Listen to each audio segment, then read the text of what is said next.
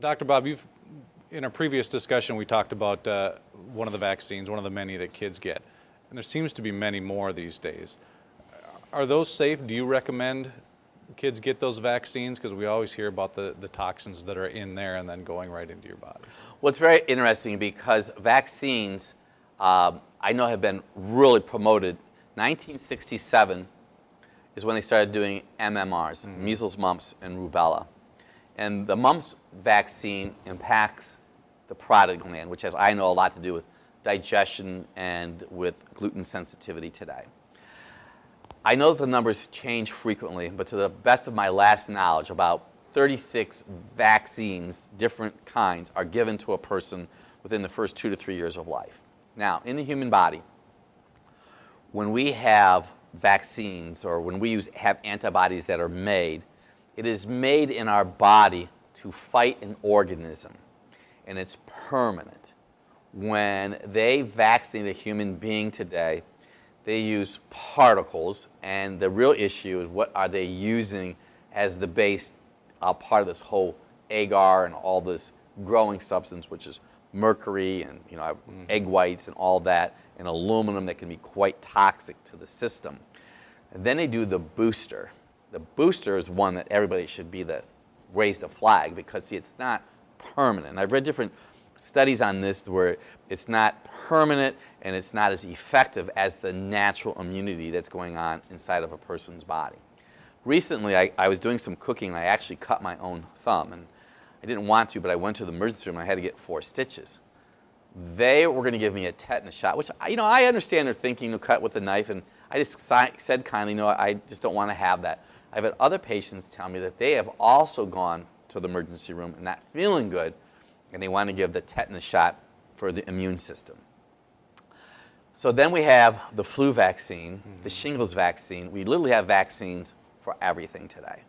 And I want you to know that vaccines do not get to the root cause of the problem.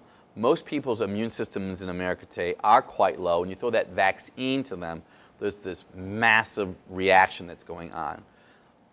From what I understand right now in the United States, you can sign off from getting vaccine for our Constitution for religious purposes. So, we have that protection, at least at this point.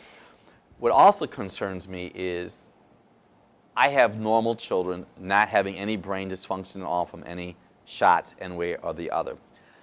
There has to be something going on with autism and some of these other challenges and other neurologic problems. And I don't know if when they put that vaccine into the person, how much it really is.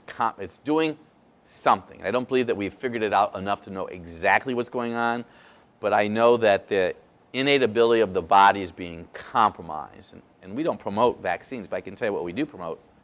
We promote staying away from sugar, because, see, sugar compromises the nervous system.